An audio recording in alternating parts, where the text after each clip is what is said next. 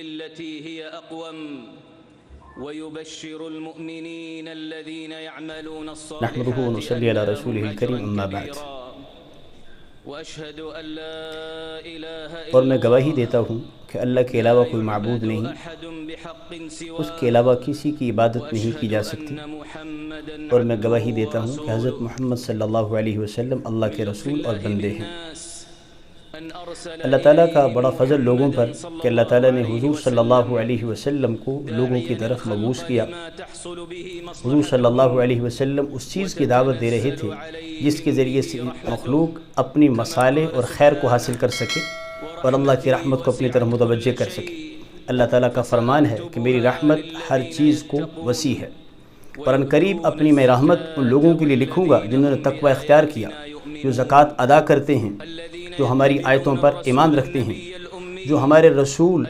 نبی امی کی اتباع کرنے والے ہیں، جس پیغمبر کا ذکر تورات اور انجیل کے اندر بھی موجود ہے، اور وہ پیغمبر ان کو نیکی کا حکم کرتے ہیں اور برائی سے روکتے ہیں، پاکیزہ چیزوں کو ان کے لیے حلال کرتے ہیں اور ناپاک چیزوں کو ان پہ حرام کرتے ہیں، اور ان سے بڑے بڑے بوجھ ہٹا دیتے ہیں۔ پس وہ لوگ جو ان پر ایمان لائے، ان کی مدد کی، ان کو مضبوط کیا، ان کا اتباع کیا، یہی لوگ کامیاب ہونے والے ہیں۔ آپ کہہ دیجئے اے نبی جی، اے لوگو، میں تم سب کی طرف اللہ کا پیغمبر بنا کے بھیجا گیا ہوں، وہی اللہ جس کی آسمان و زمین میں بادشاہت ہے، جس کے علاوہ کوئی معبود نہیں، اور وہی زندہ کرنے والا اور وہی موت دینے والا ہے۔ پس تم ایمان لاؤ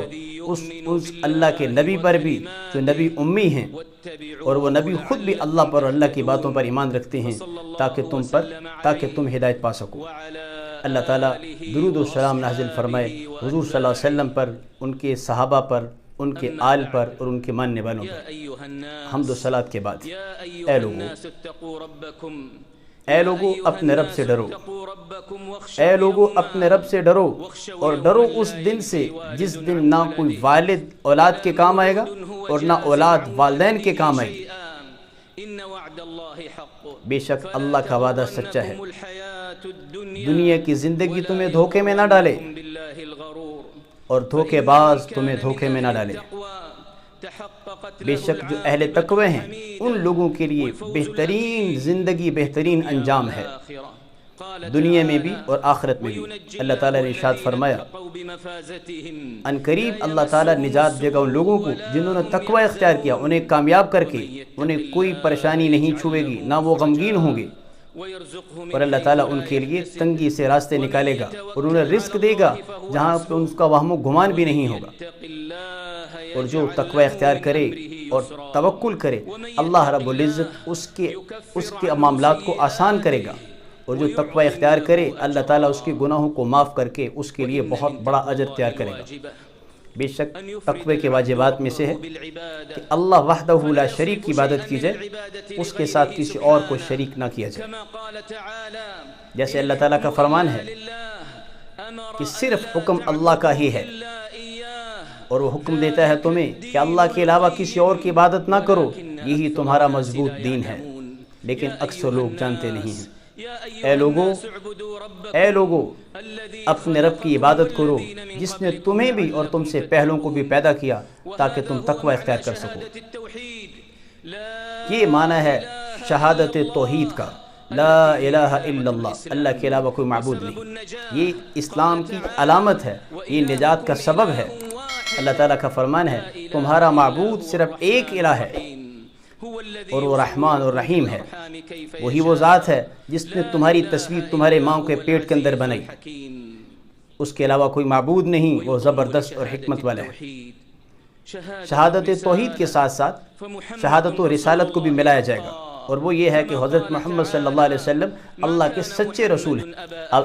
اللہ رب العزت نے ارشاد فرمایا کہ حضرت محمد صلی اللہ علیہ وسلم تم میں عام آدمیوں کی طرح آدمی نہیں، لیکن وہ تو اللہ کے خاتم النبیین پیغمبر ہیں۔ یہ جو دونوں گواہیاں ہیں یہ اسلام کے ارکان میں سے پہلا رکن ہے۔ اس کے ساتھ ساتھ ارکان اسلام میں سے نماز کا قائم کرنا ہے، جیسا کہ اللہ تعالیٰ کا فرمان ہے نماز کو قائم کرو، اس لیے کہ نماز بے حیائی اور ناشائستہ حرکتوں سے روک دیتی ہے، اور زکوٰۃ کا ادا کرنا بھی ارکان اسلام میں سے ہے، جیسے اللہ تعالیٰ کا فرمان ہے کہ ان سے صدقات وصول کرو اور ان کو پاک کرو اور انہی پہ خرچ کرو۔ اور اسی طرح رمضان المبارک کے روزے وہ بھی فرض ہیں، جیسے کہ اللہ تعالیٰ نے فرمایا کہ رمضان کا مہینہ یہ وہ مہینہ ہے کہ جس کے اندر اللہ تعالیٰ نے قرآن کو نازل کیا، اور قرآن لوگوں کے لیے ہدایت اور بیان ہے۔ جس کو رمضان کا مہینہ ملے اس کو چاہیے کہ وہ روزے رکھے۔ اور اس کے ساتھ پانچواں رکن حج بیت اللہ ہے، جس شخص کو بیت اللہ شریف تک پہنچنے کی استطاعت حاصل ہو۔ اللہ تعالیٰ کا فرمان ہے لوگوں کو حج کی طرف بلاؤ، لوگ آپ کی طرف پیادہ بھی اور سوار ہو کے بھی چلتے آئیں گے تاکہ آ کر وہ اپنے منافع کی چیزوں کو دیکھ سکیں۔ اللہ کے نبی صلی اللہ علیہ وسلم نے ارشاد فرمایا کہ اسلام یہ ہے کہ تو گواہی دے کہ اللہ کے علاوہ کوئی معبود نہیں اور حضرت محمد صلی اللہ علیہ وسلم اللہ کے رسول ہیں، اور نماز قائم کرے اور زکوٰۃ ادا کرے اور رمضان کے روزے رکھے اور حج بیت اللہ کرے اگر ادھر جانے کی استطاعت ہو۔ اور ایمان یہ ہے کہ تم اللہ پر اور اللہ کے فرشتوں پر، اللہ کی کتابوں پر اور اللہ کے رسولوں پر ایمان لاؤ، اور بری اور اچھی تقدیر پر ایمان لاؤ۔ اور احسان یہ ہے کہ تم اللہ کی اس طرح عبادت کرو جیسے تم اللہ کو دیکھ رہے ہو۔ اگر یہ کیفیت پیدا نہ ہو تو کم از کم یہ کیفیت پیدا کرو کہ وہ تمہیں دیکھ رہا ہے۔ اے ایمان والو، اے ایمان والو، یہ تمہارا دین ہے، تمہاری شریعت ہے جو اللہ نے مخلوق کے لیے پسند کی ہے، تاکہ اس کے ذریعے سے مخلوق پہ رحم کرے، تاکہ مخلوق خیر کی چیزیں اور اپنی اصلاح کی چیزیں اس کے ذریعے سے حاصل کرے اور مفاسد اور فساد کی چیزوں کو اپنے آپ سے دور کر سکے۔ حضور صلی اللہ علیہ وسلم پر اسی عرفہ کے میدان کے اندر اللہ تعالیٰ نے نازل فرمایا کہ آج میں نے تمہارے لیے تمہارے دین کو مکمل کر لیا اور تمہارے لیے اسلام کو بطور دین کے پسند کر لیا۔ اور اللہ تعالیٰ نے ارشاد فرمایا اے نبی جی، ہم نے آپ کو تمام جہانوں کے لیے رحمت بنا کر بھیجا ہے۔ یہ جتنی واضح باتیں ہیں اس سے ہماری مبارک شریعت واضح ہوتی ہے۔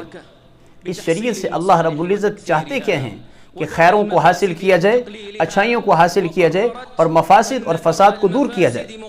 اور یاد رکھیں فساد کا دور کرنا مصالح کے حاصل کرنے سے بھی مقدم ہے، اور جہاں تک ہو سکے مفاسد کو دور کیا جائے۔ اگر کبھی ایسا ہو جائے کہ دو مفسدے اکٹھے ہو جائیں اور کسی ایک کے اختیار کرنے کی مجبوری بن جائے تو پھر چھوٹے مفسدے کو اختیار کر کے بڑے فساد سے اپنے آپ کو بچا لو۔ جیسے کہ شریعت کے اندر یہ بات موجود ہے کہ جو نقصان ہے اسے بقدر امکان دور کرنا چاہیے، اور کبھی یہ نقصان کو نقصان کے ذریعے سے ہی دور کیا جاتا ہے، بڑا نقصان دور کرنے کے لیے چھوٹا نقصان برداشت کر لیا جاتا ہے۔ اس لیے ہمیں چاہیے ہم ایسے امور اختیار کریں کہ جس کے ذریعے سے حیا عام ہو، امن عام ہو، برائیاں معاشرے سے ختم ہو سکے، اسلام، احسان، عدل معاشرے کے اندر آ سکے۔ والدین کے ساتھ اچھا سلوک کریں، رشتہ داروں کے ساتھ صلہ رحمی سچائی کو اختیار کریں، لوگوں کے حقوق کو ادا کریں، زبان کے سچے ہو جائیں، جن لوگوں کے ساتھ معاہدے کیے ان کے معاہدوں کو پورا کریں اور اپنے اندر سننے اور طاعت کا جذبہ پیدا کریں۔ جیسا کہ اللہ تعالیٰ کا فرمان ہے بے شک اللہ تعالیٰ تمہیں اس بات کا حکم دیتا ہے کہ تم انصاف کرو، احسان کرو اور تم لوگوں کو عطا کرو، ذوی القربیٰ کو عطا کرو۔ اور اللہ تعالیٰ تمہیں منع کرتا ہے بے حیائی سے، گناہ کے کاموں سے اور حد سے گزرنے سے، اور قسموں کو کھانے کے بعد، قسم اٹھا لینے کے بعد پھر اسے پورا کرنے کی کوشش کرو، اس لیے کہ جو تم کرتے ہو اللہ رب العزت اس کو خوب جانتا ہے۔ اللہ تعالیٰ کا ارشاد ہے کہ اللہ تعالیٰ تمہیں حکم دیتا ہے کہ امانت والوں تک ان کی امانتوں کو پہنچا دو، لوگوں کے درمیان فیصلہ کرو تو اور انصاف بے سے شک اللہ تعالیٰ تمہیں بہتر چیز کی نصیحت کرتا ہے۔ اے ایمان والو، اللہ اور اللہ کے رسول کی اطاعت کرو اور اولی الامر کی اطاعت کرو۔ اگر تمہیں کسی چیز میں اختلاف ہو جائے، نزاع ہو جائے، اس چیز کو اللہ اور اللہ کی رسول کی طرف لوٹا دو، اگر تم اللہ پر اور آخرت کے دن پر ایمان رکھتے ہو۔ یہ بات تمہارے لیے بہت اچھی ہے، بہت بہترین تعبیر ہے۔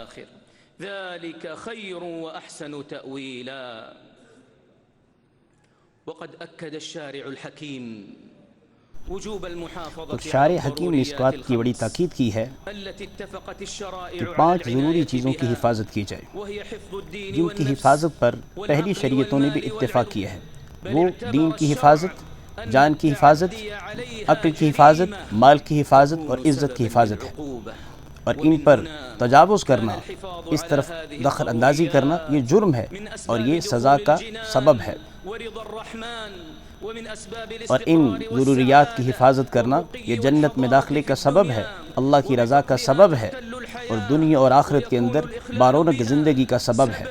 اور اگر ان کے اندر فساد برپا ہو جائے تو دنیا کے اندر فساد برپا ہو جاتا ہے،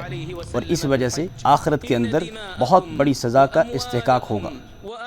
اسی لیے حضور صلی اللہ علیہ وسلم نے ارشاد فرمایا کہ بے شک تمہارے جان، تمہارے مال، تمہاری عزتیں اسی طرح سے قابل احترام ہے اللہ کے ہاں جیسے تمہارا آج کا یہ دن، تمہارا آج کا یہ شہر، تمہارا یہ مہینہ قابل احترام ہے اللہ کے نزدیک۔ بس دین بہت ضروری ہے، اس وجہ سے کہ دین کے علاوہ انسان اللہ کی اطاعت کر ہی نہیں سکتا، اور انسان اللہ تعالیٰ کی اطاعت اور عبادت کے لیے پیدا کیے گئے۔ اللہ تعالیٰ نے انسان اور جنوں کو اپنی عبادت کے لیے پیدا کیا۔ اللہ تعالیٰ نے ارشاد فرمایا، اے نبی جی آپ کہہ دیجئے کہ مجھے اللہ تعالیٰ نے انصاف کرنے کا حکم دیا ہے، اور اس چیز کا حکم دیا ہے کہ میں اللہ تعالیٰ کے سامنے سجدہ ریز ہو جاؤں، مخلص ہو کر اللہ تعالیٰ کے لیے اپنی دین کو اور عبادت کو خالص کر کے۔ اور اللہ تعالیٰ نے ارشاد فرمایا کہ ہم نے پہلی امتوں کے اندر بھی رسولوں کو بھیجا، اور رسولوں نے ان کو جا کے یہ بات کی حکم دیا کہ تم اللہ کی عبادت کرو، اللہ کے علاوہ کسی اور کی اطاعت نہ کرو، کسی اور کی عبادت نہ کرو۔ بس جو لوگ ان میں مان گئے ان پر اللہ تعالیٰ نے اپنا فضل فرما دیا، جو نہیں مان سکے ان کے لیے دنیا اور آخرت کے اندر اللہ کی طرف سے پھٹکار ہے۔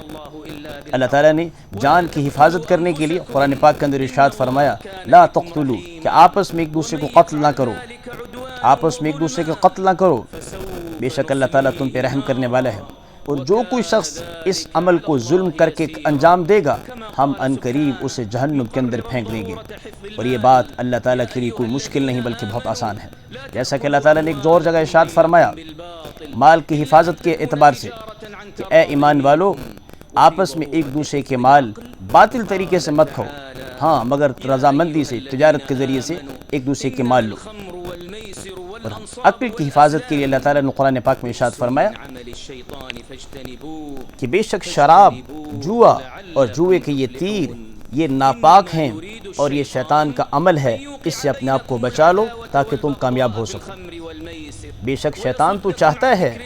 کہ وہ تمہارے درمیان میں عداوت پیدا کر دے شراب کے ذریعے سے اور جوؤں کے ذریعے سے، اور تمہیں اللہ تعالیٰ کے ذکر سے روک دے۔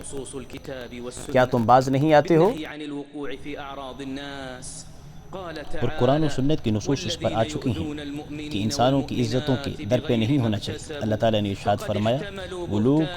جو ایمان والے مومن مردوں اور عورتوں پر بہتان باندھتے ہیں، تکلیف پہنچاتے ہیں، وہ بہت بڑا بہتان اپنے ذمے لے رہے ہیں اور بہت بڑے گناہ کا مرتکب ہو رہے ہیں۔ اور بے شک وہ لوگ جو ان عورتوں پر جو مومن ہیں اور پاک دامن ہیں ان پر تہمت لگاتے ہیں ان کے لیے بہت بڑا عذاب آخرت میں اور دنیا میں بھی اللہ کی پھٹکار ہے۔ اے ایمان والو تم میں سے ایک قوم دوسری قوم کا مذاق مت اڑائے، ہو سکتا ہے کہ وہ قوم اس سے بہتر ہو، اور عورتیں ایک دوسرے کا مذاق مت اڑائیں، ہو سکتا ہے کہ وہ عورت اللہ کی نگاہ میں ان سے زیادہ عزت والی ہو۔ اور اگر کسی شخص نے کوئی گناہ کیا اور پھر اس کے بعد توبہ کر لی اس کو پرانا گناہ یاد دلا کر اس کے خوار مت کرو۔ اے ایمان والو بہت سارے ظنون سے اپنے آپ کو بچاؤ، گمان سے بچاؤ، اس وجہ سے کہ بہت سارے گناہ، بہت سارے گمان بدگمانیاں ہیں اور گناہ ہیں۔ اور ایک دوسرے کی غیبت نہ کرو۔ کیا تم میں سے کوئی یہ پسند کرتا ہے کہ وہ اپنے بھائی کا مردار بھائی کا گوشت کھائے؟ اور ان چیزوں کو جو چیز مکمل کر رہی ہے وہ یہ ہے کہ یہ جو مقاصد ہیں ان کو پورا کرنا ضروری ہے، اور ان مقاصد کو پورا کرنے کے لیے جو چیزیں لازم ہیں ان چیزوں کو اختیار کرنا بھی لازم ہے۔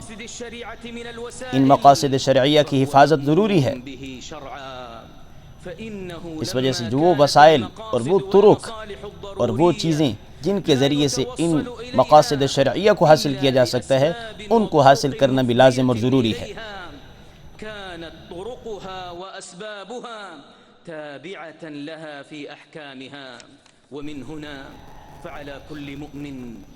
اور یہاں یہ بات بھی سمجھنے کی ہے کہ ہر مومن پر یہ بات لازم ہے کہ وہ کوشش کرے ان 5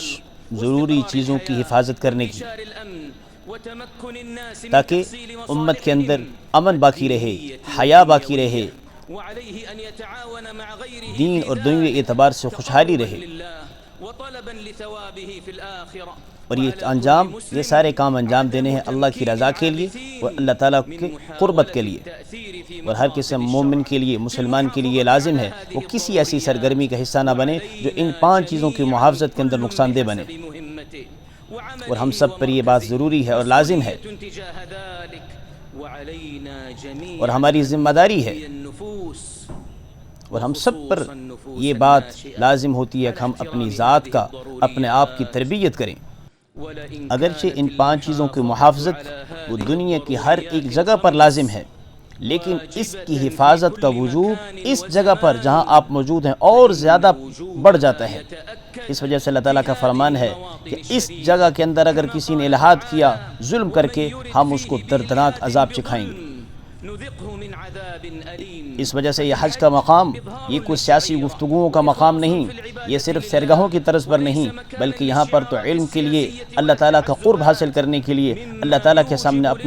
اپنی عاجزی کا اظہار کرنے کے لیے حاضر ہونا ہے، اور حج کے مناسک کو ادا کرنے کے لیے اور شاعر کے اظہار کے لیے یہاں پر ہم حاضر ہوئے ہیں۔ الحجاج لمناسكهم وشعائرهم بأمن وطمأنينة حجاج بیت اللہ الحرام، اے بیت اللہ شریف کی حج کرنے والو، تم عرفہ کے میدان کے اندر ہو، اور یہ بہت عظمت والا میدان ہے،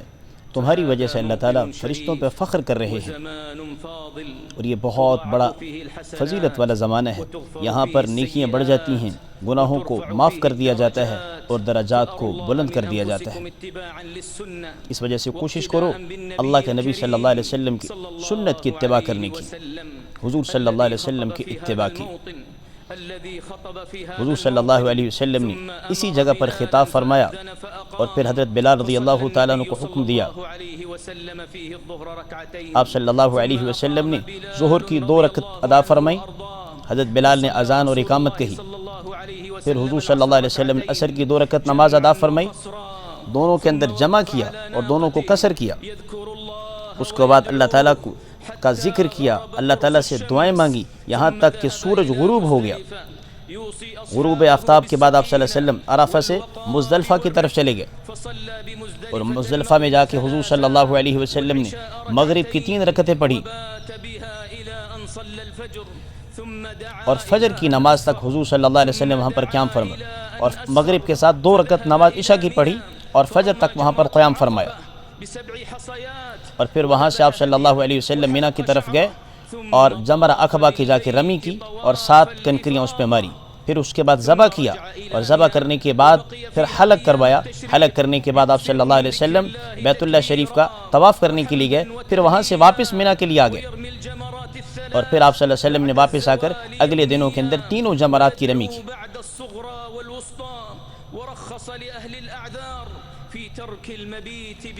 اور حضور صلی اللہ علیہ وسلم کی سنت یہ ہے کہ مینا کے اندر قیام کیا جائے۔ حضور صلی اللہ علیہ وسلم 13 ذی الحجہ تک یہاں پر قیام فرمایا، اور آپ صلی اللہ علیہ وسلم نے جلدی جانے سے انکار فرمایا، اور حضور صلی اللہ علیہ وسلم نے معذورین کو اجازت دی۔ جب آپ صلی اللہ علیہ وسلم حج سے فارغ ہوئے تو آپ صلی اللہ علیہ وسلم بیت اللہ شریف کی طرف چلے گئے، پھر آخر میں جا کر طواف وداع کیا، اور پھر آپ صلی اللہ علیہ وسلم واپس تشریف لے گئے۔ اے حجاج کرام، حضور صلی اللہ علیہ وسلم عرفہ کے میدان کے اندر روزے سے نہیں تھے بلکہ افطار سے تھے، تاکہ دعا اور ذکر کے اندر اطمینان اور حشاش بشاش طبیعت رہے۔ حضور صلی اللہ علیہ وسلم اللہ کا ذکر کرتے رہے اور دعائیں مانگتے رہے، اور تم بھی اب اللہ سے دعائیں مانگو اور اللہ تعالیٰ کا ذکر کرو، دعائیں مانگو اللہ تعالیٰ سے تضرعاً، عاجزی کے ساتھ، تضرع کر کے اور خفیہ، چپ کے، بے شک اللہ رب العزت نیکیاں کرنے والوں کو قریب ہے۔ اپنے لیے دعائیں مانگو، اپنی اولاد کے لیے مانگو، اپنے والدین کے لیے مانگے، پورے مومنین کے لیے مانگو، اس لیے کہ حدیث میں ہے کہ جو کسی بھائی کے لیے دعا کرتا ہے جو وہاں موجود نہیں ہوتا، اللہ تعالیٰ ایک فرشتے کو بھیج دیتے ہیں اور وہ فرشتہ اس کی دعا پر آمین کہہ کے یہ کہتا ہے جو تم کسی کے لیے مانگ رہے ہو اللہ تعالیٰ تمہیں بھی عطا کرے۔ اس وجہ سے سب سے زیادہ دعا کے مستحق اس وقت ہمارے فلسطینی بھائی ہیں، جن پہ ظلم کے پہاڑ توڑ دیے گئے، جن کی اولادیں، جن کے گھر بار اجاڑ دیے گئے، سب سے زیادہ دعاؤں کے مستحق وہ ہیں۔ اللہ تعالیٰ ان کی نصرت اور مدد فرمائے اور اللہ تعالیٰ غارت کرے اور تباہ و برباد کرے ان کے دشمنوں کو۔ اور اس کے ساتھ ساتھ جن لوگوں نے حجاج کرام کے لیے خدمات انجام دی ہیں کہ وہ اپنے مناسک کو اچھی طرح سے ادا کریں، اللہ تعالیٰ ان سب کو بھی جزائے خیر نصیب فرمائے، جس میں سلیمان بن عبدالعزیز بھی ہیں اور محمد بن سلمان بھی ہیں اور دیگر ان کی کابینہ کے لوگ جنہوں نے محنت کوشش کر کے حجاج کرام کے لیے ان سہولیات کو مہیا کیا۔ ہم دعا گو ہیں کہ اللہ تعالیٰ ان کو ہر خیر نصیب فرمائے۔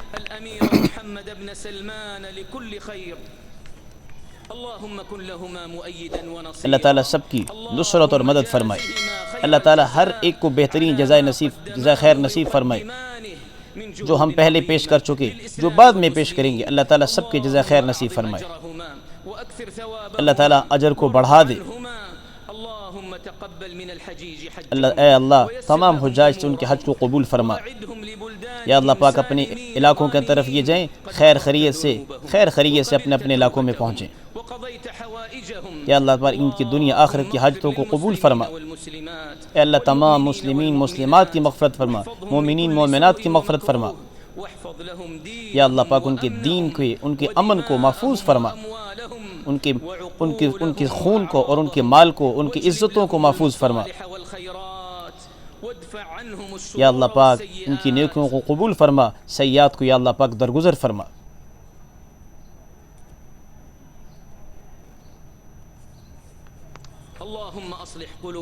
اے اللہ ہمارے دلوں کی ہمارے دلوں کی اصلاح فرما۔ اے اللہ ہمیں برکت نصیب فرما۔ آمین آمین آمین آمین آمین۔